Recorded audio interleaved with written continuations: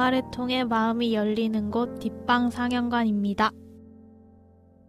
영화가 끝나면 우리는 뒷방에 모여 대화를 시작합니다. 나와 당신의 영화는 우리의 대화를 통해 새롭게 살아납니다. 영화를 통해 마음이 열리는 곳, 비밀스러운 뒷방으로 여러분을 초대합니다. 와, 왜 혼자 하는 거야? 안녕하세요. 뒷방 상영관의 수카. 라임, 노랑. 안녕하세요.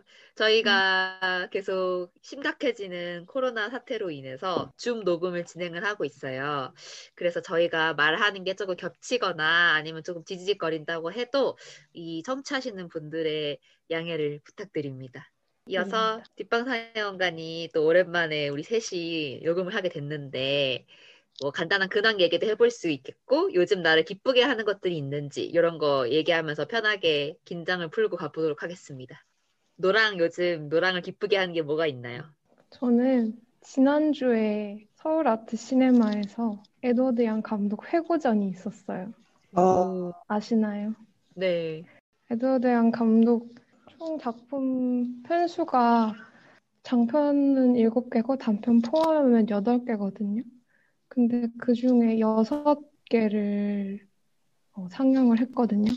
지금까지 한국에 개봉하지 않은 영화 2편도 포함돼 있어서 그래서 네. 저희가 그 2편에 가서 필름 상영되는 걸 봤는데 필름 상영. 네. 그래서 되게 찌지직거리고 약간 불안한 그런 필름의 느낌이 있는 그런 상영이었고 이번에 본 영화들이 고령과 소년 살인 사건이랑 하나 그리고 둘 사이에 만들어진 작품들이에요.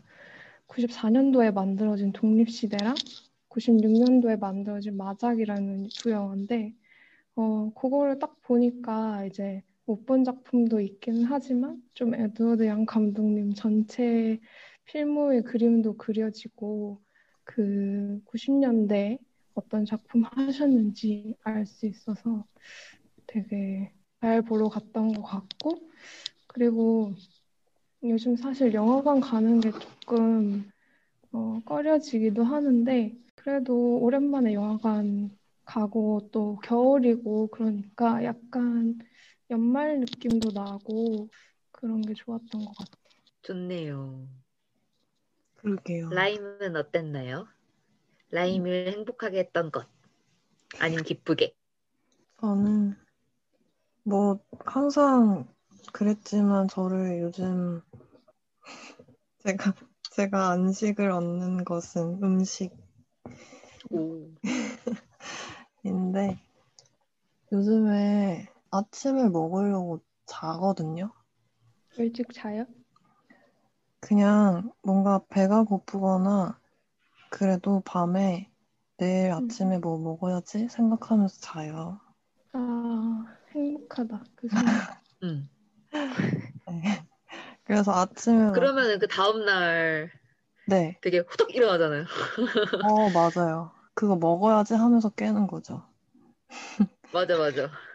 아침에 그냥 되게 저는 요즘 항상 뭔가 마음이 막 달렸던 것 같기는 한데 뭔가 쫓기는 느낌이 들어도 그래서 되게 급하게 막 이렇게 빨리빨리 차려서 해도 제가 부엌에서 뭘 이렇게 해도 꼭 방에 가져와서 날씨가 괜찮으면 이렇게 추워도 미세먼지 없고 그러면은 창문을 열어놓고 먹으면서 멍을 때려요.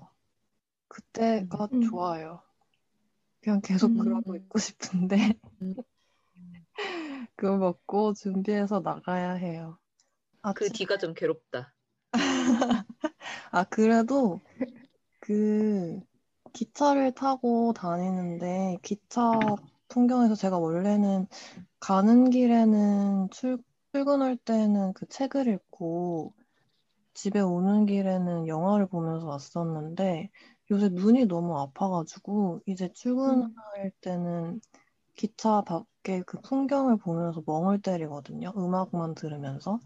그게 되게 좋더라고요. 그래서 그 풍경에 되게 많은 게 지나가요. 막 오늘 우리 영화에서도 처음에 이렇게 오프닝 시퀀스에 나왔던 것처럼 그런 화물차나 아니면 공사 현장이나 자연이나 논밭이나 사람들이나 아파트나 되게 여러 가지 풍경들이 지나가는데 그걸 바라보고 있는 게 좋아서 그게 요즘에 제 낙인 것 같아요. 저 요새 고민이 제가 밥을 너무 빨리 먹는 거예요. 그래서 이렇게 약간 멍 때리고 이러면서 천천히 먹어야 음식도 좀 즐길 텐데 네, 너무 빨리 먹기만 해서 네. 좀 즐기지 못하는 것 같은 그런 아쉬움이 있어요. 그러면 꼭 음. 먹을 때마다 의식적으로 천천히 씹어보세요. 네, 네. 먹기 그래야 될 것 전에 같아. 어깨를 이렇게 한번 돌리고 어깨 힘을 이렇게 빼고 물을 딱 그냥 미지근한 물 한 모금 마시고 심호흡을 한 다음에 몸에 힘을 맞아. 빼고 천천히. 맞아. 이게 먹는다가 돼야 되는데 해치운다가 되면 안 되는 것 같아. 그러니까 그거 되게 안 좋아요. 그러니까 이러지 맙시다, 여러분. 나 그냥 해치우고 있어. 그치 뭔가 항상 시간에 쫓겨요. 어쩔 수 안 없어. 돼. 안 돼, 안 돼.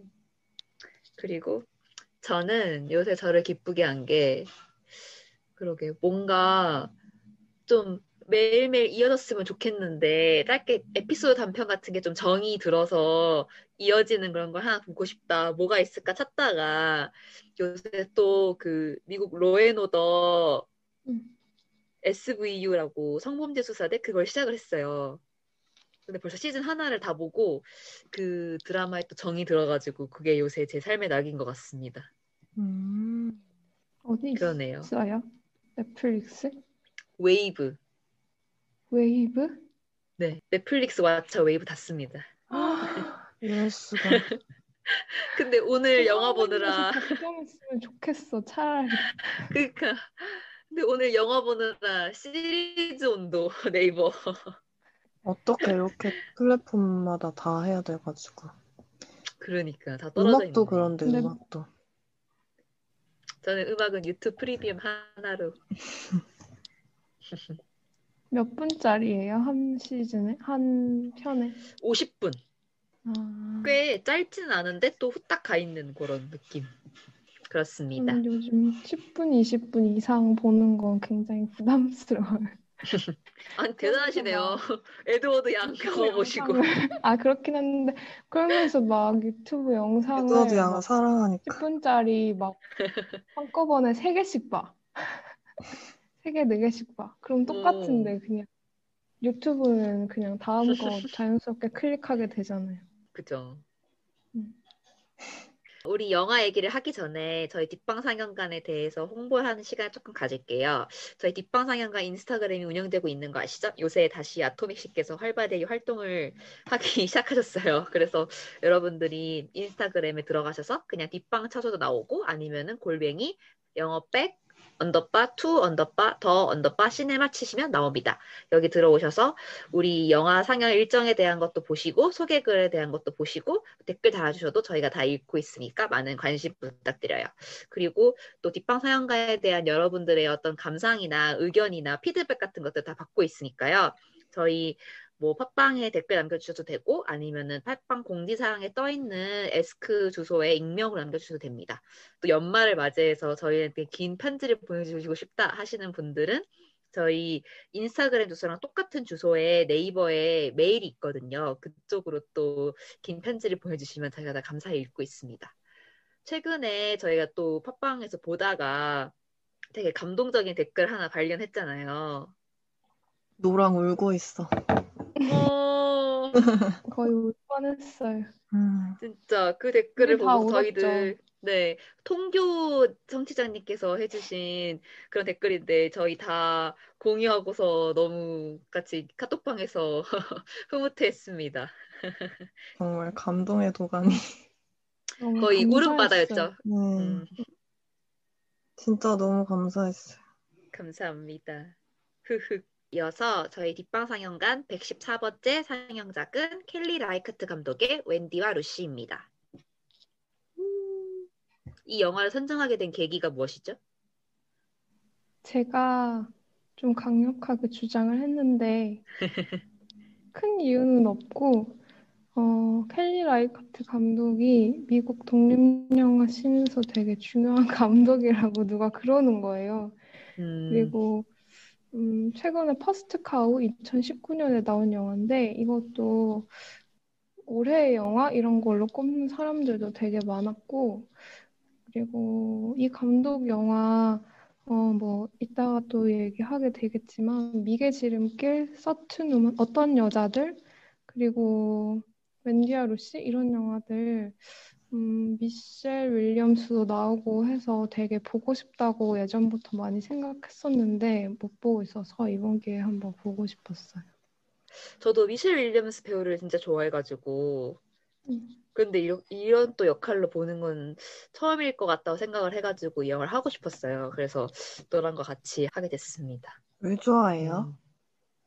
제가 블루 발렌타인이라는 영화를 되게 좋아하는데 거기 주인공으로 나오잖아요. 미셸 윌리엄스가. 그때 보고 되게 좋아했어요.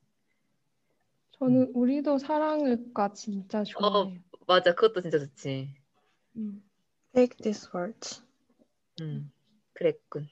그래서 이 영화 뭐 줄거리나 이런 거 얘기하기 전에 간단하게 트리비아 같은 거 소개할 거 있을까요? 제가 감독님 네. 정보를 약간 조사를 했는데 좀 대표작으로는 일단 첫 번째 작품이 초원의 강, 리버 오브 그레스 이건 1994년도 영화이고요. 플로리다에서 나고 자라셨다고 해요. 아버지가 경찰이셨다고 하는데 어렸을 때부터 감독님이 되게 사진에 관심이 많았는데 그 아버지가 뭔가 이렇게 조사를 할 때 경찰분들이 뭐 조사 같은 거 할 때 사용하시던 카메라가 있었는데 그거를 가지고 와서 사진을 찍고 놀았다고 그런 일화도 있고요.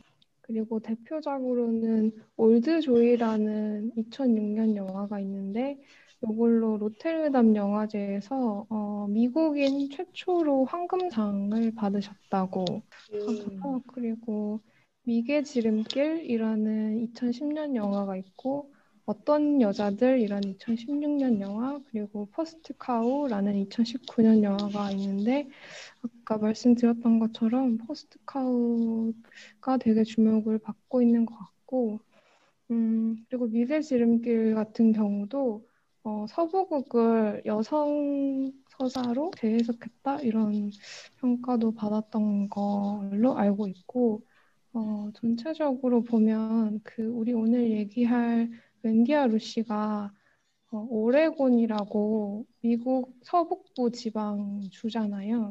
네. 이 감독님이 좀 미국 서북부 지방에서 촬영을 많이 하시고 이 서북부 지방의 분위기 같은 걸 잘 담는 그런 감독으로 알려져 있다고 합니다. 사실 저는 좀 독일 같다 생각했어요. 라이카트. 미국 서북부의 약간 그런 삭막한 숲 같은 게 완전 북부의 느낌이 있었어, 확실히. 방금 찾아봤는데 총 10편의 영화를 찍으셨네요. 저희가 지금 하는 웬디아 루시도 2008년작이잖아요. 전 영화를 보고 나서 2008년 이게 또 영화 중간에도 한번 찾아보긴 했는데 사실 보면서 이게 2008년작이구나 이렇게 새삼 되게 꽤 됐네라고 생각했어요. 12년 전 영화인 거니까. 그리고 토드 헤인즈 감독님과 친구라고 하시던데. 어머. 캐롤 감독님과. 어머. 나도 친구하고 싶다. 뭐 가능하죠. 그리고 이 영화는 조나단 레이먼드라는 소설가의 그 트레인코어라는 단편 소설을 원작으로 하고 있는 건데 이 작가분과 함께 시나리오를 썼더라고요. 근데 또 이 켈리 라이카트 감독님이 다른 영화들도 이 작가분이 조나단 레이먼드 작가님이 함께 참여하신 작품이 많아요. 그래서 같이 작업을 자주 하시는 것 같아요. 공동 각본. 저 어떤 여자들 이 영화의 크리스틴 스튜어트랑 이 웬디아 루시 주인공인 미셸 윌리엄스랑 그리고 로라 던이 나온다는 거예요. 맞아, 너무 궁금해. 너무 보고 싶어요. 저도. 그 웬디와 루시도 그렇고 서틴 위먼 이거 둘 다 네이버 시리즈론에 있더라고요. 그래서 보시고 싶으시면은 보실 수 있으니까 맞아요. 추천드립니다. 시리즈는 좋은 게 캡처가 돼요. 음, 그래서 캡처가 좋았어. 되게 잘 돼 있어요. 뒷광고 아닙니다. 앞광고도 어, 아닌데 그러니까 후기, 사용 후기. 돈 좀 줬으면 좋겠다 누가. 그럼 앞광고 정말 해드릴 수 있는. 일절 수익 창출하지 않는 팟캐스트. 정말 너무 웃겨. 그러면은 이 영화의 줄거리에 대해서 간단하게 소개해 주실 수 있나요? 트리비아. 더 있나요? 죄송해요. 네.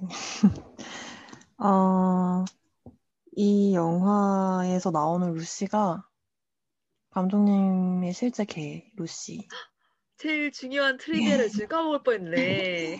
라는 사실과, 진짜. 미셸 윌리엄스가 이 영화에 연기를 하기 위해서 차에서 며칠 동안 자면서 머리도 안 감고, 다리털도 안 깎고, 계속 그렇게 지냈다는 사실.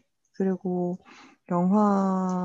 이 영화를 시작하기 전에 시네도키 뉴욕이라는 영화를 막 마치고 거의 48시간 만에 바로 이 영화에 돌입을 해가지고 시간이 되게 부족해서 그 전에 감독님이랑 미셸 윌리엄스랑 알래스카에서의 그 살아가는 미셸 윌리엄스처럼 웬디처럼 그 여인들에 대한 이야기를 책이나 영화나 사진들을 통해서 찾아보면서 영감을 주고받았다고 합니다. 감사합니다. 이어서 노랑이 줄거리 설명을 해주시면 감사하겠습니다. 영화가 시작하면 웬디와 그 반려견 루시가 나무 막대기를 가지고 던지기 놀이를 하는 모습이 보입니다. 이 둘은 지금 알래스카를 향해 자동차 여행을 하고 있습니다. 그곳에 가면 일자리가 있다는 소식을 들었기 때문입니다. 웬디와 루시는 호텔이 아닌 자동차에서 잠을 청하고 아침이 되면 주유소에 딸린 화장실에서 세수 양치를 해결하며 여행하고 있습니다. 어느 날 아침 차 시동이 걸리지 않고 설상가상으로 루시의 사료가 떨어진 것을 발견합니다. 웬디는 마트에서 물건을 훔치다가 단호한 직원에게 들켜 잠시 경찰서에 갇히게 됩니다. 그런데 돌아와 보니 마트 앞에 묶어뒀던 루시가 사라지고 없습니다. 그때부터 웬디는 이 도시에서 루시를 찾기 시작합니다. 유기견 보호소에 도움을 요청하고 전단지를 만들어 붙입니다. 그러는 사이 고장난 자동차를 정비소에 맡긴 웬디는 숲속에서 잠을 청하기에 이릅니다. 드디어 루시를 찾았다는 소식이 들립니다. 1988년산 자동차를 폐차해야 한다는 소식과 함께요. 결국 웬디는 루시와 작별 인사를 나누고 도시를 떠나는 화물기차에 몰래 몸을 싣습니다. 깔끔하네요. 더 얘기하고 싶은 부분이 있나요? 다시 보기에서 얘기해볼까요? 좋습니다. 볼까요? 이 영화에서 저희가 인상 깊었던 장면이나 좋았던 장면에 대해 얘기해보는 다시 보기 코너입니다. 저희가 리허설을 하면서 조금 얘기를 했었는데 각자 좋았던 장면들이 있었죠? 라임은 어떤 장면이 좋았나요? 저는 처음 오프닝 시퀀스에 기찻길이랑 화물차 나오는 장면도 되게 인상적이었는데, 그게 왜 인상적이었을까를 되짚어서 생각을 해보면은, 처음에 나온 그 화물기차에 마지막에 웬디가 몸을 싣고 알래스카로 떠나요. 근데 화물기차는 짐을 싣는 기차지 사람을 싣는 기차는 아닌데 웬디는 그걸 타고 짐짝처럼 얹혀서 떠난단 말이에요. 제가 아침에 왔다 갔다 하면서 공사장에서 일하시는 분들이나 그런 돌덩이들과 모래들과 굉장히 커다란 화물들이 이렇게 얹혀져 있는 모습을 보면서 저 안에는 저분들의 삶 속에는 어떤 이야기가 들어있을까를 궁금해 했었는데,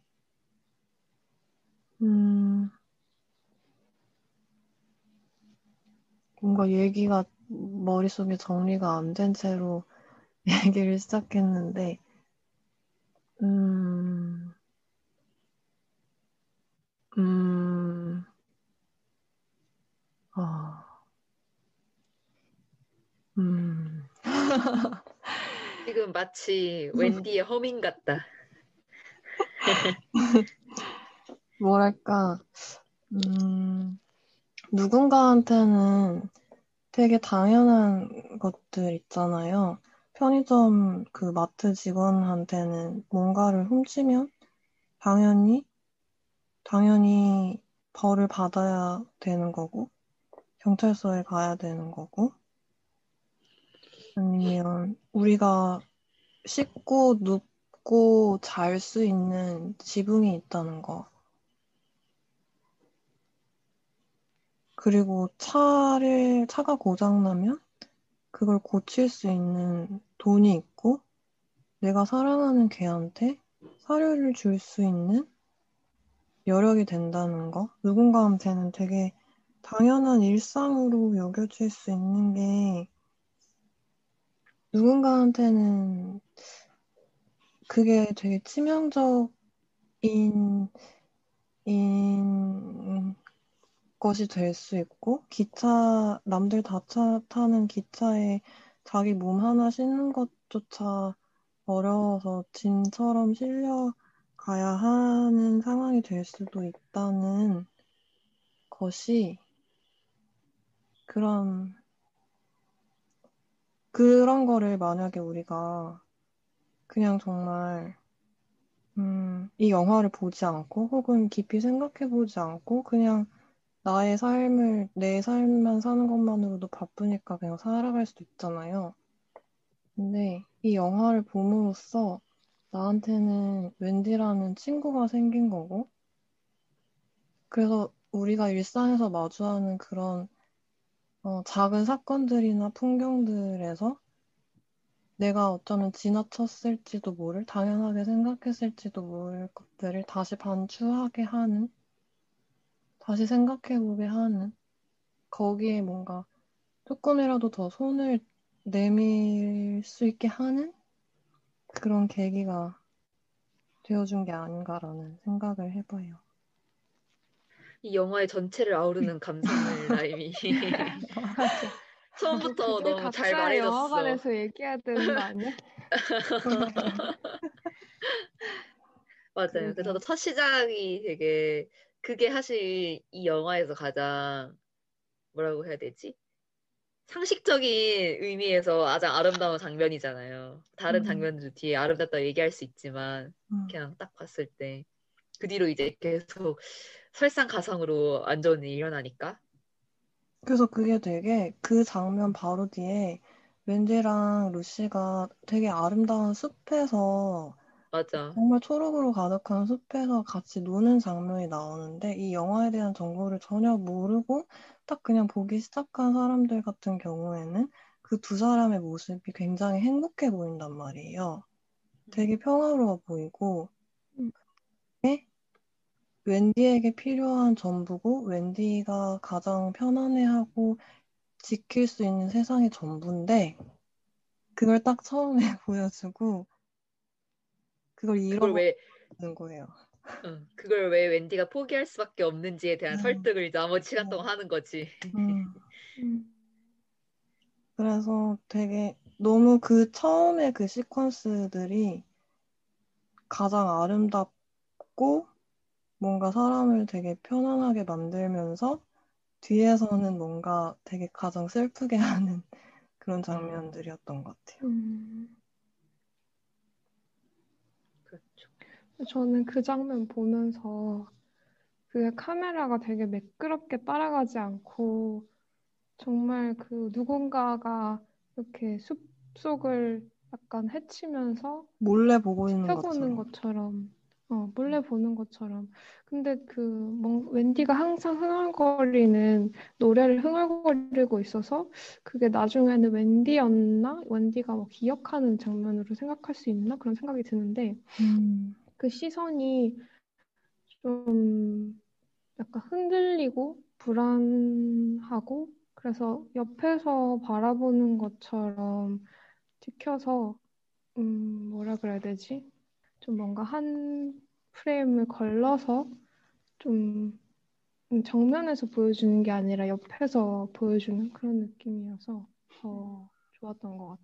약간 예를 들어 동네 천 같은데 산책 나가면은 이렇게 옆 왼쪽에 있으면 오른쪽이 바로 보이잖아, 가까운데. 그래서 음, 같이 걷고 있는데 그런 음, 느낌이었어. 맞아, 맞아, 맞아. 평행으로 걷고 시선이 있는. 좋다.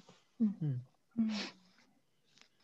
저도 보면서 좋았던 장면이 한 초중반쯤에 이제 나오는데 이제 루시를 잃어버리고 차도 움직이지 않고 안 좋은데 이제 혹시나 해서 동생한테 밤에 이제 공중전화로 전화를 해보는데 동생도 마냥 살기 바빠서 이제 웬디에게 도움을 줄 수 없어요. 그래서 또 웬디도 그거에 대해서 딱히 엄청 투정 부릴 수 있는 상황도 아니고 성격도 아니고 그래서 다시 이제 아침이 오기까지를 이제 그 긴 시간을 혼자 기다려야 되는 거예요. 근데 그게 너무 길고 끝나지 않을 것 같은 밤일 텐데 핸드폰도 없잖아요. 그래서 그걸 어떻게 견디지 하고서 이제 자동차 보닛 위에 올라가서 그렇게 가만히 바라보는데 제가 그 교환학생 갔을 때 독일에서 영국까지 갈 수 있는 비행기가 단돈 38,000원에 나왔었단 와, 말이에요. 거의 서울에서 제주도 가는 것보다 그 싸게 정도면 버스 살만하다. 그래서 혹해서 샀어요. 라이언에어였어. 왜냐면 그때 저도 이제 돈을 한 번에 통장에 입금받아서 그게 몇 개월 동안 그 돈을 써야 되니까 저 똑같이 다이어리에 이렇게 남은 돈, 음, 쓴 돈 그렇게 계산해가면서 그렇게 웬디가 하는 웬디처럼 것처럼. 했었거든요. 음. 네. 그래서 그 노트 들고 다니면서 여행을 했는데 수기로 쓴 가계부와 그렇게 라이언에가 너무 싸게 나와가지고 아무 생각 없이 그걸 했는데 그걸 타기 위한 전용 공항이 굉장히 시골에 있어서 거기까지 가는 버스는 하루에 4대인 거예요. 와, 그래서 근데 아침 비행기였어가지고 그거를 새벽에 도착해서 공항 내에서 내내 밤을 새야 하는 그런 상황이었어요. 너무 무섭고 혼자인데 공항에는 막 이제 막 노숙자분들도 있고 그러잖아요. 경비도 있지만 그래서 혼자 캐리어에 앉아서 너무 낡은 우리나라 인천공항 같은 멋있는 데가 아니라 진짜 시골 그런 데서 혼자 기다리면서 있는데 안에만 있으면 너무 답답하니까 잠깐 밖에 나와서 기다리는데 그때 생각이 딱 났어요. 이 영화 그 장면 보면서 그때 딱 핸드폰으로 그 다른 데서 온다던 친구한테 연락하고서 괜찮아? 공항에서 밤 샌다며 이랬는데 아 그냥 괜찮아 하고 괜찮은 척하고 그 친구는 비행기 타니까 이제 핸드폰이 끊겼단 말이에요. 음. 그래서 연락 못하고 혼자 기다리고 그래서 밤이 너무 길었는데 그때가 생각이 났어요. 스카가 얘기해줘서 저는 사실 그 장면 그렇게 유심하게 보진 않았던 것 같은데 다시 생각해보니까 웬디가 항상 루시랑 같이 있었던 거잖아요. 음. 근데 그게 루시 없이 보내는 첫 번째 밤이었다고 생각하니까 좀 그 느낌이 다오는 것 같아요. 루시가 웬디한테 전부였으니까.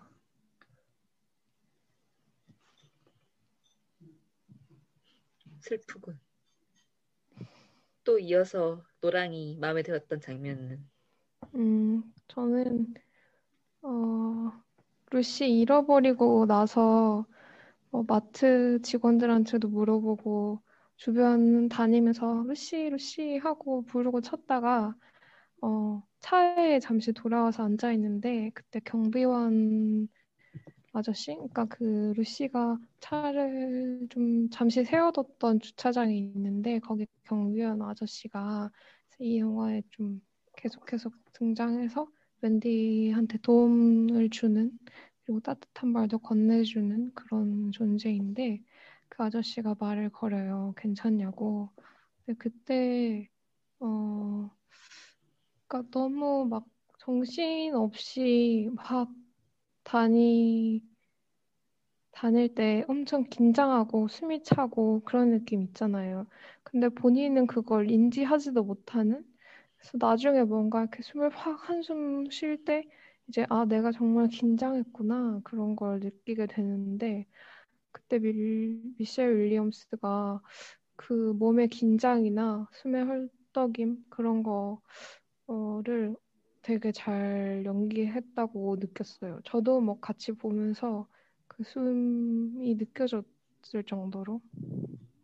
음, 음, 좋아. 맞아.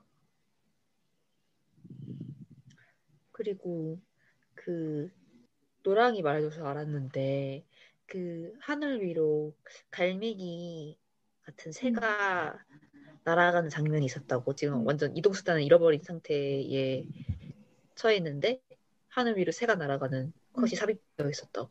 처음에는 그냥 시동만 안 걸려서 부품 하나 정도만 갈면 될 줄 알았어요. 그래서 맡겨놨다가 루시를 찾았다는 연락을 받고 나서 이제 차를 찾으러 가거든요. 이제 차도 찾고 루시도 찾고 해서 다시 여행을 떠나려고 했던 것 같아요. 제 생각에는. 근데 그 정비소 사장님, 정비공이 입차 그 고치는데 2,000달러인가 든다고 그 루시가 생각했던 것보다 훨씬 많이 든다고 폐차시키는 게 나을 것 같다고 얘기를 해서 그래서 웬디죠. 웬디가 좀 뒤돌아서요 그때. 그리고 그 사이에 삽입되는 장면이 갈매기가 날아가는 장면이고 그 다음이 택시를 타고 어디론가 가는데 이제 루시가 임시 보호되고 있는 집으로 가는 거였어요. 근데 맞아. 그 장면이 새가 삽입이 사실 안 돼도 됐을 것 같은데 거기에 새가 딱 등장하는 게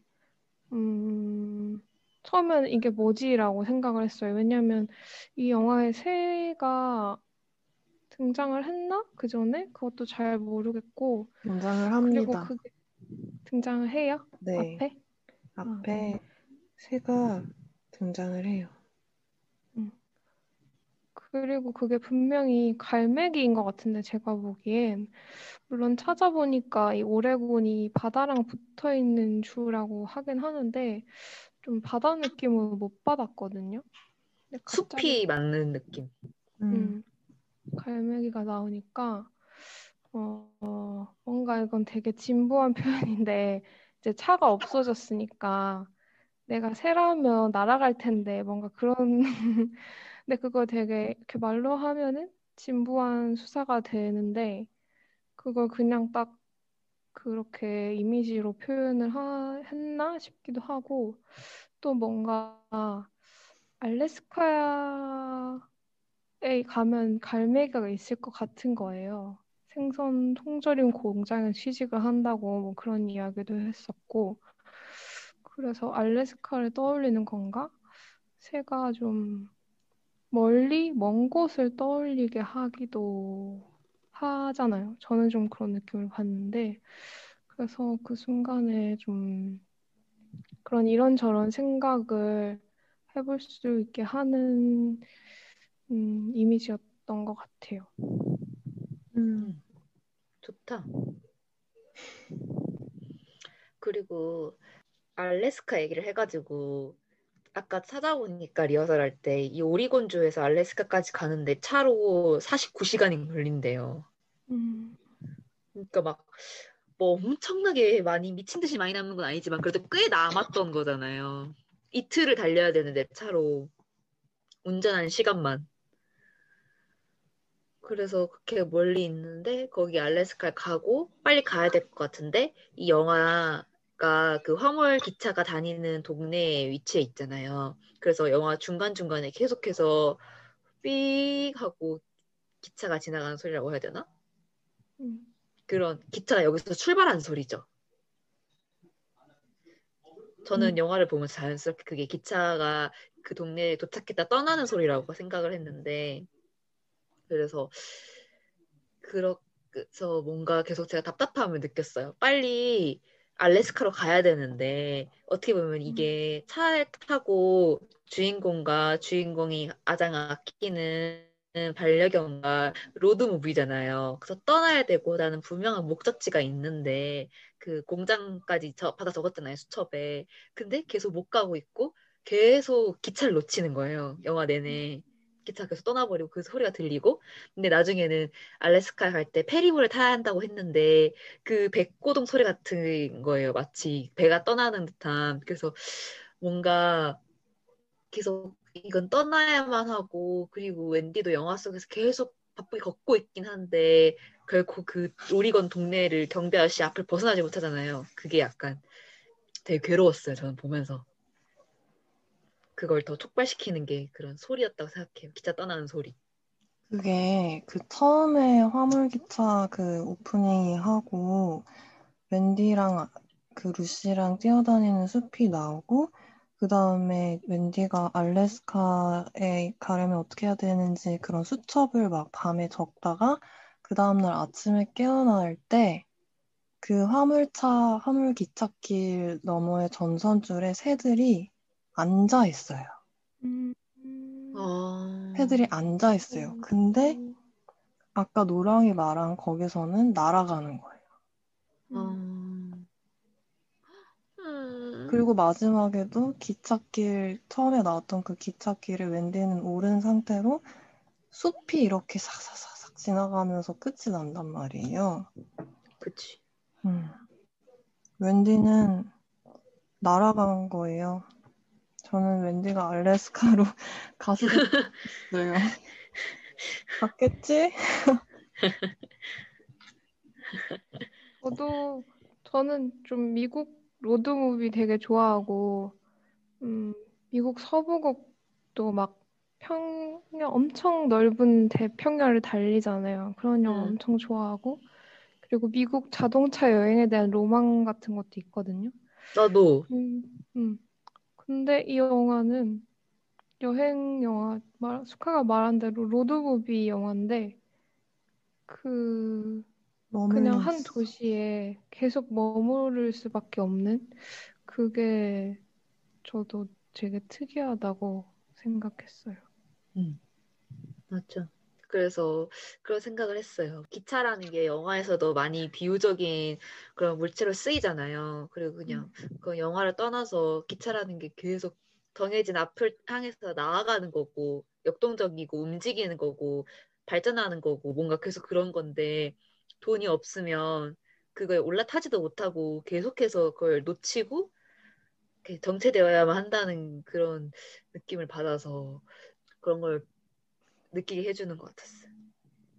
자신이 처해 있는 상황 때문에 분명히 자기가 만나는 사람마다 나는 여기 사람이 아니에요. 난 그냥 여기 지나가는 패싱 스루 하는 사람이에요. 라고 설명해야 하지만 그럼에도 처해 있는 상황 때문에 계속 여기 묶여서 자기의 유일한 친구인 자기 언니보다도 자기 피가 섞인 언니보다도 더 가까운 친구인 루시를 찾기 위해서 그 낯선 도시에서 루시가 자기를 찾아오라고 자기의 채취가 묻은 옷을 곳곳에 묶으면서 다니는 그 모습, 그리고 너무 좋았어. 경비 아저씨가 얘기해줬잖아요. 아버지가 개를 잃어버리면 코트를 걸어놓고 그 다음날 가면 꼭 그 개가 그 코트와 함께 집으로 돌아왔다라는 그 얘기. 그 경비원 할아버지랑 나눈 핑퐁이 좋았던 게 많았어요. 저도. 둘이 막 그냥 이제 어심탄하게 좀 얘기하면서 어디 가냐고 알래스카에 간다 일자리를 찾으러 여기도 일자리 없죠 하니까 아 여기 일자리 없지 다들 도대체 무엇들 하며 사는지 모르겠어 라고 얘기를 하는데 저도 진짜 다들 뭐 하면서 사는 거야 뭐 하면서 먹고 살고, 뭘 하면서 하루를 보내고, 이게 동시에 진짜 딱 어떻게 사는 건지, 어떻게 살고 있어요? 저 그럭저럭 살고 있습니다. 그래서 그게 좋았어요. 그런, 같이 나눈 대화 중에 좋았던 게 많았던 것 같아. 그런 사람을 만나는 게 참, 이 영화 안에서도 거의 유일하잖아요. 경비 아저씨가 웬디한테 그런 존재가 되어준 게. 그래서 영화 마지막에 그 떠나기 전에 제발 받아달라고 그냥 성의의 표시로 했나? 하여튼 이렇게 돈을 주잖아요. 음. 그래서는 뭐, 오우, 이러면 진짜 대박이네 했는데 이렇게 세보니까 거의 진짜 얼마 안 되잖아요. 깎아 사 먹어라 이 수준. 6달러였다고 하던데요. 음. 물론 돈의 액수가 중요한 것은 아니지만, 그리고 그게 그 할아버지도 그다지 엄청 좋은 상황에 놓인 음, 사람은 아니라는 걸 반증이 되기도 하고, 반증? 그 증명이 되기도 그니까. 하고. 음. 뭐 그런 거예요. 웬디도 자기 지금 강아지한테 먹일 사료도 없고, 막 차도 고장나고 그런데, 깡통 주워가지고 그거 조금 벌겠다고 줄 서 있는데, 옆에서 아저씨가 계속 말을 붙이니까, 휠체어 탄 아저씨한테 그냥 그 깡통을 준단 말이에요. 음. 경비 아저씨도 자기 뭐 그렇게 형편 안 되면서 웬디를 계속 신경 써주고 웬디한테 그나마 깎아먹을 돈이라도 쥐어준단 말이에요. 근데 막 음. 경비 아저씨가 그렇게 막 얘기하는 거 보면은 그게 결코 경비 아저씨한테 작은 돈이 아닌 것 같단 말이에요. 음. 그러니까 되게 정말 넉넉하고 되게 잘 여유 있는 사람들이 은 오히려 뭐라고 해야 되지? 인색해요. 이런 상황에서 웬디와 루시는 아니 웬디와 경비 아저씨는 웬디와 경비 아저씨에게 손을 내미는 사람들인 거예요. 자기 자신만 돌보는 게 아니라.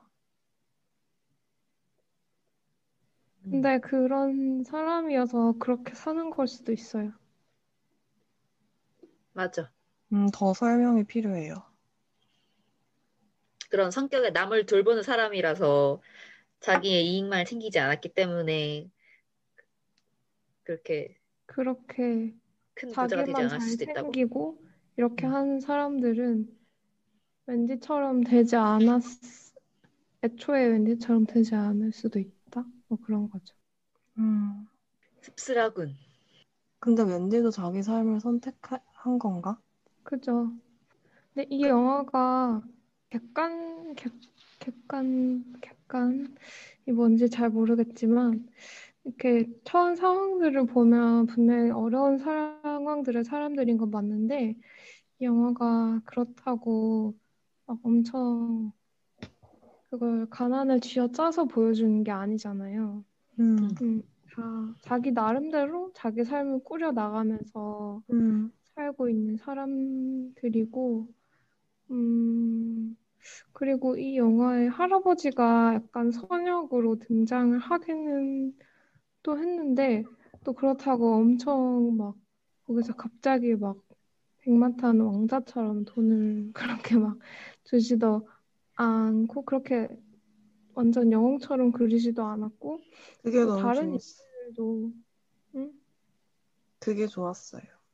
맞아. 다른 인물들도 그냥 약간의 성의 같은 거, 친절 같은 거 보여주는 사람들도 좀 있었거든요. 예를 들어, 강아지 전단 붙이고 있는 거 보면서 꼭 찾으라고, 아, 그리고 맞아. 찾을 거라고 말해주는 사람도 있었고, 뭐, 악역 같은 거라면 그 가게 점원이 되게 법은 모두에게 동등하게 지켜져야 하는 거라고, 적용돼야 하는 거라고 얘기를 하는데, 그 사람도 완전히 악마처럼 그린 건 아니잖아요. 그 사람은 자기만의 신념을 가지고 살아가고 있는 것 같고, 물론 저는 거기에는 동의하지 않지만, 근데 이 영화의 태도가 좋았던 것 같아요. 음. 거리를 두고 보여주는 게. 그리고 막 다른 영화들 같으면 앞에서 뭔가 살짝 보였던 인물이 뭐 나중엔 결국에는 역시나 뭔가 이렇게 등장을 할 수도 있을 것 같은데 그냥 슬쩍 길을 지나가는 사람을 만난 것처럼 그렇게 보여주는 것 같아서 그냥 그 사람들이 정말로 나도 그런 사람들을 잠시 스쳐 지나간 것처럼 실제로 그냥 악인도 선인도 아닌 채로 어딘가 살고 있을 것 같은 그런 느낌이 들었던 것 같아요. 맞아요. 좋다. 또 라임이 그 장면도 좋다고 했던 것 같아요. 강아지를 찾기 위해서 이제 막 직접 자기가 그려가지고 붙여넣으러 다니는데 다른 강아지들도 붙어 있잖아요. 수배지라고 하잖아. 그걸 뭐라고 해야 되지? 수배. 그 수배지가 아니잖아. 너무 또 그 성범죄 수사대를 많이 봐가지고 수배지 붙이는 거야 너무.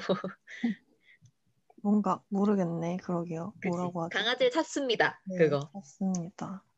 근데 다른 사람들은 사례금을 드린다고 되어 있는데 음, 웬디는 그냥 찾는 메인. 웬디는 줄 게 없는데. 그리고 거기에 옐로이시 브라운한 털에 프렌들리한 페이스를 가졌다. 상냥해 보이는 얼굴. 그게. 귀여워. 너무 주관적인 거 아니에요? 그니까 저도 딱 루시를 보면서 상냥하게 생겼다고 느끼지 못했었는데 웬디한테는 상냥한 얼굴인 거야. 웃긴다. 음, 그치. 또 더 할 얘기 있을까요? 넘어갈까? 좋아요. 그러면 조금 다음 코너로 들어가서 이 영화와 결이 비슷하거나 뭐 이미지적이나 뭐 심상적으로 좀 비슷하거나 아니면 공통된 주제를 갖고 있는 그런 영화들에 대해 자유롭게 얘기하면서 조금 더 이야기를 좀 넓히는 그런 타임을 갖도록 하겠습니다. 이 영화를 저는 보고 아까 우리 기차 얘기 많이 했잖아요. 네. 네. 처음에 시작할 때랑 끝에가 다 기차, 화물기차 지나가는 장면이 나와서 그게 괄호처럼 이렇게 싸고 있는 구조이기도 하고 이 도시를 들어오고 나가는 그런 느낌? 영화 속 공간으로 들어오고 나가는 걸로 생각을 할 수도 있고 기차가 그런 역할을 했다고 생각하는데 아까 수카가 기차에 대해서 음, 얘기해줬던 거 들으면서 영화라는 매체와 기차가 되게 많이 이렇게 유비적으로 이야기되고 뭔가 근대의 산물로서 얘기가 많이 되잖아요. 영화랑 기차. 맞죠? 그렇기도 한데 저는 이 영화에서는 조금 기차가 막 KTX처럼 빠른 기차가 아니잖아요. 좀 낡고 뭔가 터덩 터덩 하면서 지나가는 화물 기차기도 했고 그리고 뭐 이거는 사실 그냥 저의 뇌피셜인데 거기서 할아버지가 공장도 닫았다고 그렇게 얘기하는 거 듣고서는 왠지 뭔가 저 화물 기차가 그러니까 옛날에는 이 도시가 기차가 싣고 온 뭔가를 이렇게 뭔가 공장에서 조립을 하거나 뭔가 만들어서 다시 싣고 나가고 이렇게 경제적으로 잘 돌아가던 도시였는데 뭔가 이렇게 공장도 닫고 경제 상황도 안 좋아지고 음, 그렇게 된 건가? 그런 생각을 해보기도 해서 기차가 좀 뭔가 빠르고 그런 거의 상징이라기보다는 좀 쇠락해버린 그런 거의 상징이 아닌가라는 저는 영화 보면서 그런 느낌 받았고 그래서 제가 생각하는 영화가 이건 사실 근데 진짜 대부분 모르실 텐데 그 왕빙이라는 중국 감독인데 그분의 철서구라는 영화가 있어요. 근데 이 영화가 철이 기차할 때 철로 할 때 철이고 서가 서쪽 할 때 서고 구가 구역이거든요. 그래서 철로 서쪽의 구역이라는 뜻인데 영화가 10시간짜리 영화인데 저는 4시간 정도 앞에 부분만 일단 봤는데 한국에서 사실 볼 수 있는 한국 자막 달아서 볼 수 있는 기회가 많지 않아서 중국의 어느 공업지대 거기도 엄청 공업이 한때 되게 잘 나갔던 곳인데 이제 중국도 좀 산업이 좀 구조가 바뀌면서 퇴락해 가고 있는 도시고 그래서 이 기차가 지나다니는 기차 서쪽에 공업으로 살아가던 지역의 사람들의 삶 그리고 거기가 쇠락해 가는 공장이 나가면서 이 사람들의 삶이 바뀌는 그런 거를 그리고 공장 노동자들이 일하는 모습도 그렇고 그거를 이 감독이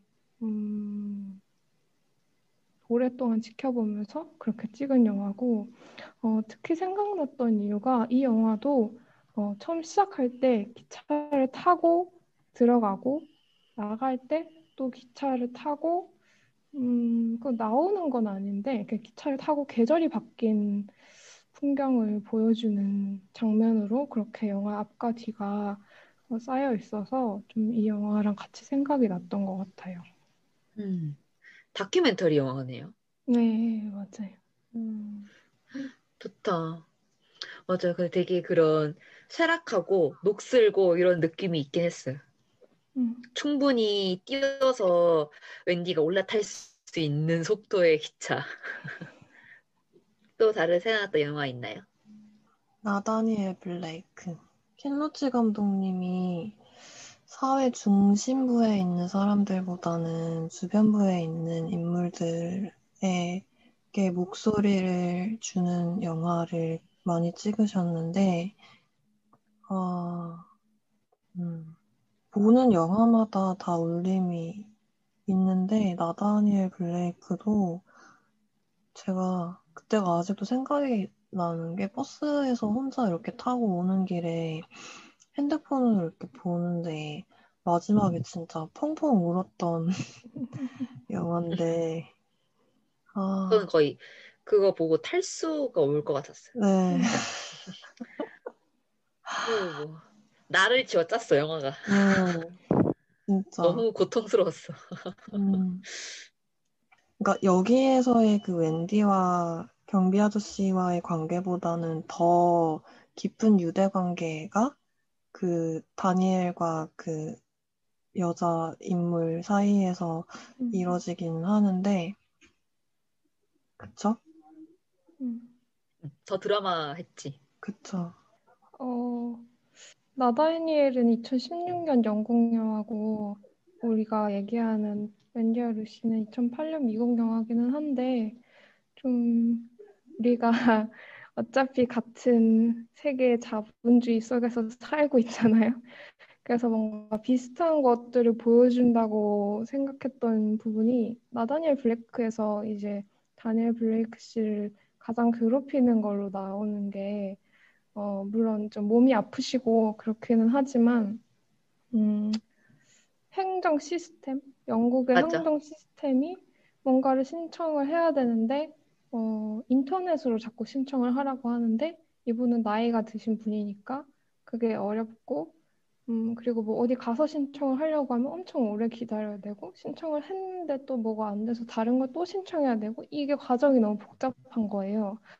어, 음, 웬디와 루시에서는 저는 좀 비슷하다고 생각했던 부분이 웬디가 차가 폐차된다고 했던 순간 그리고 웬디가 핸드폰이 없잖아요. 근데 이 핸드폰이 없으니까 연락할 길이 없어서 유기견 보호소에서 연락할 수가 없어서 그 경비원 아저씨가 핸드폰 번호를 빌려주잖아요.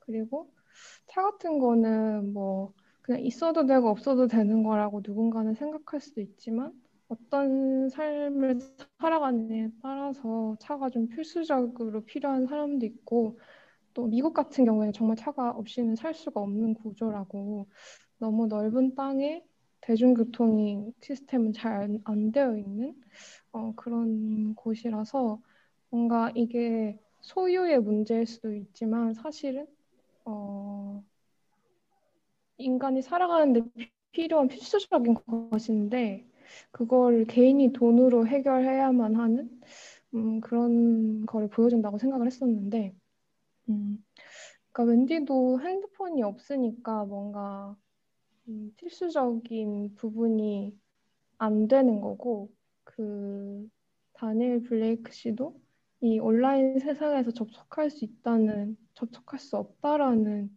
이유로 뭔가 당연히 받아야 될 것을 받을 수가 없는 거잖아요.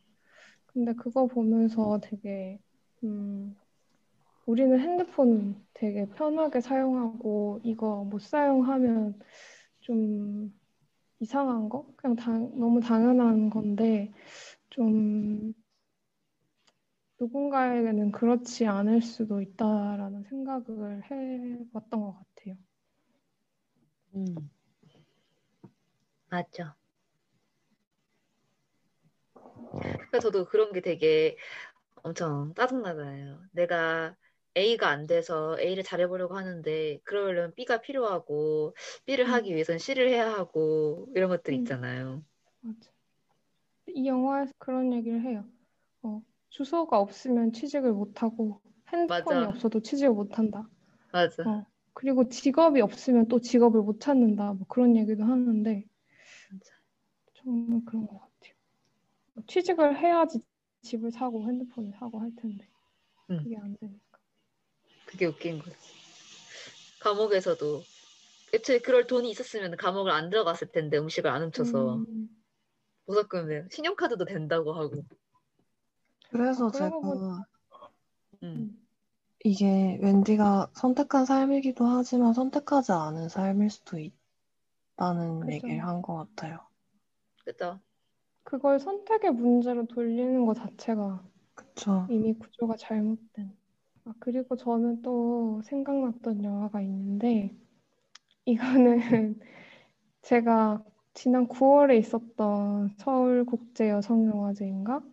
거기서 본 영화예요. 그래서 정식으로 개봉하진 않은 영화인데 뭐야.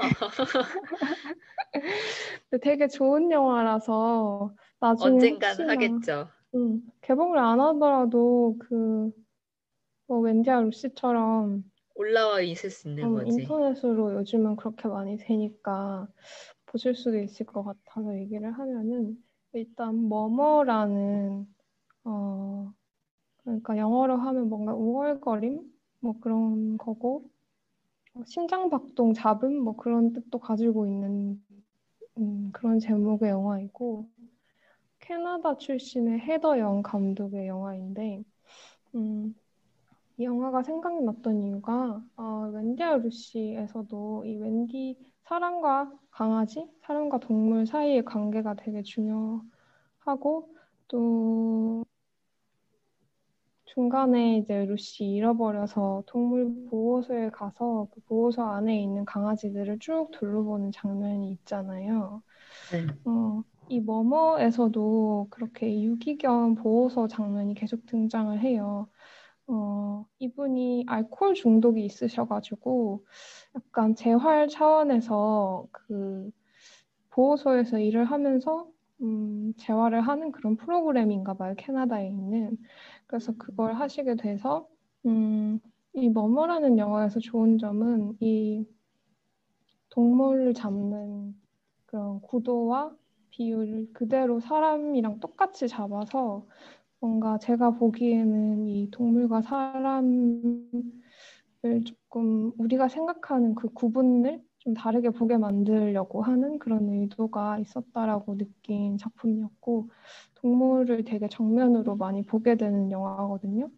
그래서 이 웬디와 루시 같은 경우도 그렇게 그 보호소에 있는 강아지들을 쭉 보게 되는 부분에서 비슷하다고 생각했고 아까 라임이 얘기해줬던 게 기차에 좀 짐처럼 이렇게 실리게 된다 결국에는 이 웬디가 그런 얘기도 했는데 저는 이 웬디가 루시랑 비슷하다. 그러니까 완전히 사람으로 산다기보다는 약간 동물이랑 비슷하게 살아가는 그런 경계에 있는 인물이다 그런 느낌을 받기도 했어요. 이거 길에서 좋다. 자는 거랑 떠돌이기 같아. 그런 느낌 받았었어요.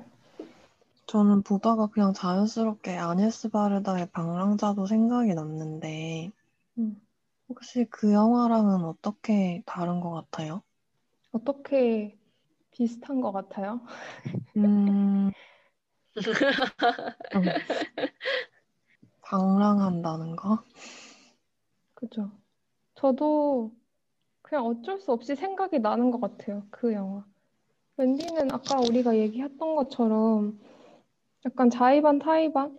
그러니까 이렇게 뭔가 선택지가 없는 상황에서 그래도 나름의 선택을 하면서 자신의 삶을 꾸려가면서 그렇게 방랑을 하게 되는 거라고 한다면 이 방랑자라는 영화의 주인공 모나라는 여성인데 이분은 음, 본인이 자유의지로 선택해서 방랑을 계속해 나가거든요.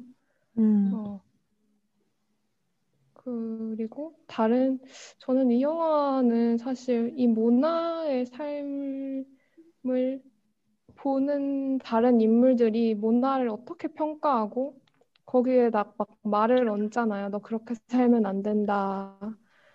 제대로 살아야지. 뭐 그러다 큰일 난다. 혹은 뭐, 아, 당신 너무 부러워요. 라든지 막 그런 것들을 보여주는 게 좀 의미가 있다라고 생각했던 영화였는데, 근데 굉장히 적극적으로, 대장이 싫어서 내가 떠나왔는데 또 다른 대장을 만날 순 없다. 이렇게 얘기하는 게 있거든요. 그런 대사가 있었던 것 같아요. 굉장히 적극적으로 어떤 체제에서 벗어나는 삶을 선택한다는 음, 읽히고, 근데 웬디와 루시는 체제에서 뭔가 주변부에 몰린 그런 사람들이라고 저는 생각했어요. 음, 좋네요.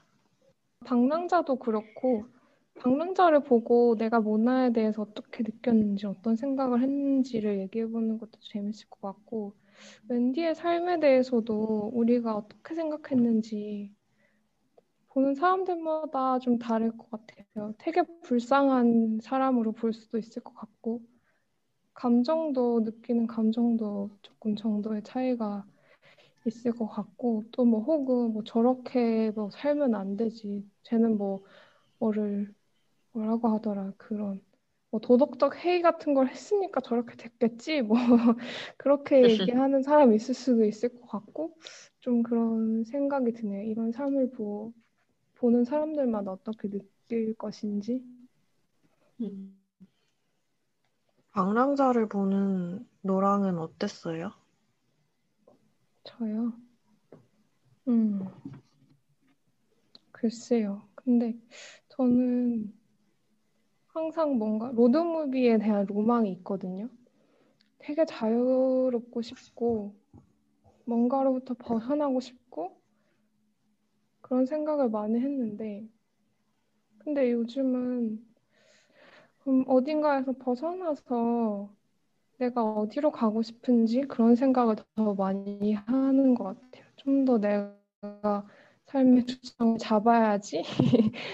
뭔가 저항 혹은 대항적인 그런 생각만 해서는 내 삶의 중심을 잡을 수 없다. 그런 생각이 많이 들어서 이 방랑자에 나오는 모나는 뭔가 모나만의 생각이 있을 텐데 그걸 너무 이상화하는 건 좋지 않겠다라는 생각을 저는 좀 하게 되네요. 음, 설명이 줬어요. 제가 느꼈던 감정을. 뭐야? 그랬나요? 그러니까 저는 처음 딱 봤을 때 되게 뭐라고 해야 되지? 감정이입이 잘 안 됐어요. 그리고 지나고 나서도 맞아요. 좀 극단적인 것 네, 같아요. 약간 그게 그게 물론 의도된 거라고 의도된 거일 수도 있고 그냥 제 성향일 수도 있는데 오히려 뭔가 감정이입이 더 잘 된 거는 웬디와 루시 쪽이었던 것 같고 근데 그 뿌리에 있는 감정을 방금 노랑 씨가 설명해줘서 고개를 고개를 끄덕거리며 음, 뭐랄까. 그러니까 그 영화도 방랑자에서 얘기하고자 하는 것도 사실 내가 잘 이해를 못했어. 방랑자는. 내가 잘 이해를 못했고 웬디아 루시는 왜 이해가 더 잘 될까? 내가 멍청해서. 뭔 소리야? 갑자기 너무 그걸 그냥 그랬어요. 근데 만약에 같은 방랑자라고 해도 제가 더 마음이 기우는 쪽은 웬디인 것 같은데 사실 방랑자는 네가 나한테 마음이 기우든 말든 나는 상관 안 해잖아요. 음, 아니에스 바르다의 방랑자는. 그리고 음, 니네가 그 사람에 대해 어떻게 생각하든 말든 막 그런 거잖아요. 약간. 음, 그래서 음, 그러게요. 어렵네요. 음. 음, 뭐, 근데 그들의 이걸 삶으로서 평가할 건 아니라는 생각이 들어요.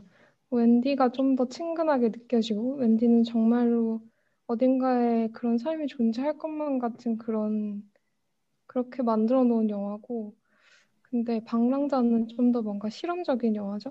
근데 사실 저는 이런 영화를 막 엄청 좋아하진 않는데, 아, 제가 듣기로는 이건 제 생각은 아니고 뭔가 이런 되게 극단적인 그러니까 이 체제로부터의 어떤 대항하는 어떤 흐름이라면 이런 걸 상상할 수 있는 것 계속해서 이런 것을 생각하게 하는 시도 같은 것들의 의미가 있을 수도 있다라는 생각이 좀 그런 게 중요하다고 얘기하는 사람들이 있더라고요.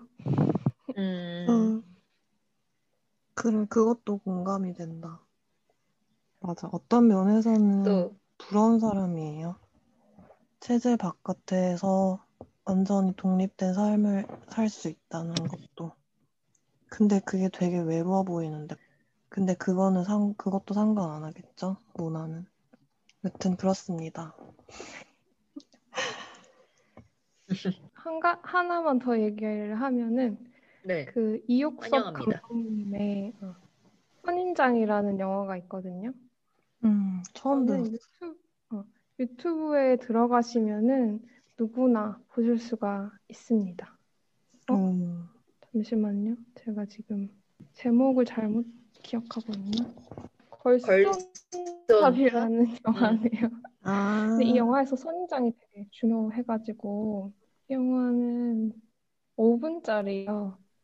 그래서 마음 편하게 한번 보시는 거 추천드리고 이 영화는 그 천우희 배우가 주인공으로 나오시는데 이분이 선인장을 키우시는데 선인장이 엄청 키가 커버린 거예요. 그래서 천장을 뚫고 나갈 정도로 키가 커져서 어쩔 수 없이 선인장을 다른 곳에다가 가져다 놓거든요.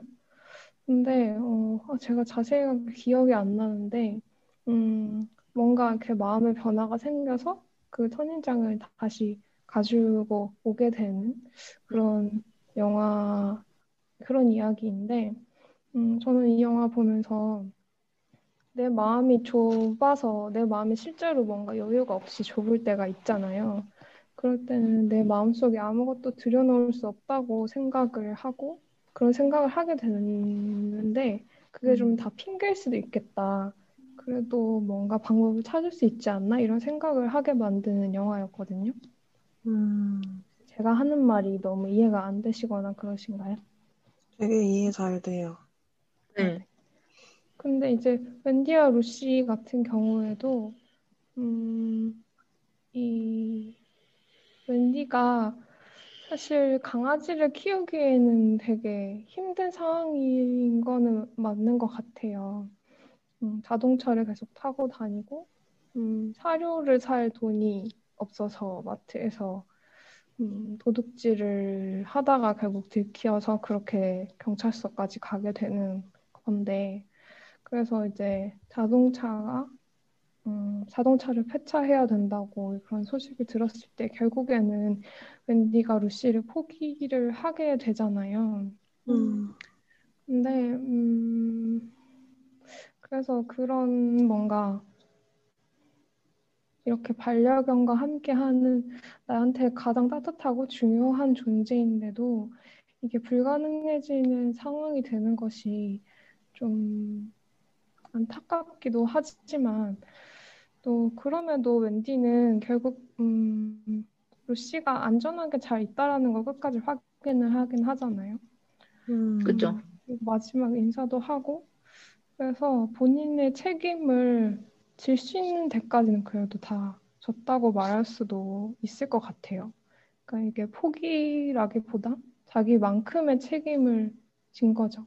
음, 좀 그런 생각이 드는 영화라서. 근데 이 벌써 온 탑이라는 영화랑 랜디아 루시가 조금 다른 방향일 수도 있겠지만 그래도 상대적인 차이라고 보면은 비슷한 영화로 볼 수도 있을 것 같다는 생각이 들어요. 지금 오늘 봐야겠어요. 보고 있는데 천호희 씨가 선인장에 막 목도리도 매주네요. 음, 반려선 인장. 진짜 반려 선인장. 오늘 그리고 저는 네. 웬디가 돌아올 거라고 루시에게 믿고 어, 가요. 정말 라임은 따뜻해. 음, 아니 되게 차가워서 차가운 사람이라서 그래요. 저는 마지막에 영화 끝나면서 아휴, 또 걸리겠네 이 생각부터 했는데 음. 선물 사서 걸리겠네 뭐 검사하겠네 아, 이제 저, 훔친 거 나오겠네 기록에 아, 아, 이런 거 생각 아니 저는 딱 이 영화가 뭐 사람마다 사실 그거는 다르겠지만 이 영화가 미결정의 상태로 남겨놓는다고 그렇게 느꼈고 음, 그렇게 보고 싶고 음. 그래서 좋다고 맞아요 생각했어요. 그렇게 음, 보는 사람들이 많아요. 음, 맞아요 그렇습니다 음, 그래서 이제 그 각자의 영화관 코너로 넘어가서 우리들 각자에게 이 영화가 어떤 의미를 가지는지 한번 이야기해 보도록 합시다 우리들 각자에게 이 영화 음, 보면서 답답했고 좋았지만 엄청 편한 영화는 아니었거든요, 저한테는. 그래서 또 그게 더 의미가 있는 것 같고, 그런 불편하고 답답한 상황들 속에서도 되게 마냥 잔인하고 마냥 못되지만은 않은 그런 걸 느꼈어요. 음, 막 그 사람을 주저앉게 만드는 게 이만큼의 힘인데 그 사람을 다시 일으키는 거나 아니면은 완전 쓰러지지 않게 막아주는 것도 똑같이 자그마한 이만한 힘일 수도 있다는 그런 생각도 들었어요. 음. 음. 라이맨 어떻나요? 저는 그냥 이 영화 한 편을 보면서 제가 그동안 봤던 다른 많은 영화들을 생각했고, 물론 여기서 제가 다 말하진 못했지만, 제 안에서 뭔가 생각이 정리가 안 돼서. 근데 그런 많은 부분들을 노랑 씨가 정리해 주셨고, 여기, 그리고 뭐랄까, 여러분들이랑 같이 얘기할 수 있어서 좋았어요. 사실 어제까지도, 아, 뭔가 방송을 준비하려고 하면서도 내가 무슨 얘기를 해야 되지? 막 막막했었는데, 아직도 생각해 볼 지점이 되게 많은 것 같고, 계속 생각해야 하는 것 같고, 앞으로도 그냥 지금까지 제가 봤던 다른 이야기 속의 인물들이 그러하듯, 웬디도 계속 제 안에서 살아있지 않을까? 기차를 타고 떠나고 어딘가에 계속 살아 있었으면 살아가기를 그런 영화예요. 음. 을랑에게는 어떤 의미인지. 저는 일단 켈리 라이카트 감독 영화를 더 많이 보고 싶고, 저 이런 영화를 사실 엄청 좋아하거든요. 그러니까 뭔가 현실. 사실주의적이고, 음, 근데 이제는 뭔가 영화를 통해 현실을 본다라는 것은 아무도 그렇게 얘기하지 않아. 영화는 다 이게 구조화된 거고 구성된 거고 그렇잖아요. 이게 사실처럼 보이는 거지. 사실처럼 보이도록 구성한 거고 연출한 거지. 그치. 그걸 통해서 뭔가 현실을 보게 된다라고 하면 너무 나이브한 것이 되는 거라는 생각이 점점 들지만 뭔가 재현의 장이 점점 더 넓어져야 되고 다양해져야 된다는 생각은 하거든요. 그러니까 중심의 이야기는 되게 많이 되잖아요. 우리가 보려고 하지 않아도 그런 것들 많이 보게 되고, 그리고 사실 그냥 제가 화려하고 뭔가 멋지고 그런 이야기들 보는 거를 별로 좋아하지 않는데, 않고 이런 이야기들 좋아하는데, 뭔가 주변부의 삶? 근데 그것도 약간, 뭐랄까, 그냥 주변부를 그린다고 해서 그게 좋은 영화를 담보해주는 기준도 아니라는 생각을 요즘 하긴 하는데, 그래도 뭔가 이렇게 좀 다른 이야기? 우리가 음, 그냥 가만히 앉아 있으면 들려오는 그런 이야기들 말고 좀 더 이렇게 세심하게 볼 필요가 있는 이야기들을 해주는 영화들이 중요하다고 생각하고 그래서 이 감독 영화를 더 볼 것 같아요. 저도 궁금해졌어요. 다른 영화들도. 음, 제가 호아킨 피닉스의 수상소감 중에 음, 목소리가 없는 사람들에게 목소리를 부여하기 위해 이 일을 하고 있다라고 하는 그 음, 말을 되게 좋아하는데 음, 그래서 이런 영화도 그렇고 저는 켄 로치 혹시 이 영화를 보고 되게 감동을 받거나 인상 깊게 보셨던 분들이라면 켄 로치 감독님의 작품들도 같이 보셨으면 좋겠어요. 음. 평생을 그런 작업을 해오신 분이라서 좋네요. 그러면 이어서 오늘 녹음한 어땠는지 소금 이건 간단하게 짧게 한마디씩. 음. 이 영화를 봐서 너무 좋고 뭔가 새로운 세계를 안 느낌이잖아요. 새로운 감독의 영화를 보는 것은. 그건 내 맞아. 세계가 약간 넓어진 것 같은 그런 느낌도 들고 같이 봐서 좋았고 음. 오늘 줌 녹음 처음이어서 좀 오 진짜요. 약간 한계가 있구나 이런 느낌도 들지만 그래도 오랜만에 얘기해서 참 좋았습니다. 저도 뭔가 같은 이야기이더라도 진짜 이걸 어떻게 표현하냐에 따라서 굉장히 미묘한 많은 차이와 경우의 수를 만들어낼 수 있는 게 그게 영화 감독마다 차이가 있는 것 같아서 그게 재밌고 요 감독님도 뭐 어둠 속에서 막 어떤 여자들 이런 영화들 다 한번 찾아보게 될 것 같아요. 그래서 좋았습니다. 저도. 음, 저도 오랜만에 노랑이 돌아온 것도 좋았고 맞아. 저는 이미 줌 녹음 한 3번째 하면서 이 버퍼링에 익숙해진 터라 여러분의 얘기를 들을 수 있어서 좋았어요. 아, 고맙습니다. 음, 그럼 이제 라임의 클로징 멘트로 오늘의 립방 사연관에 맞춰보도록 하겠습니다. 네, 여러분 날도 많이 추워지고 많이 어려운 날들이 계속되고 있는데 몸도 조심하시고 마음도 잘 챙기셔서 따뜻한 겨울 보내셨으면 좋겠습니다.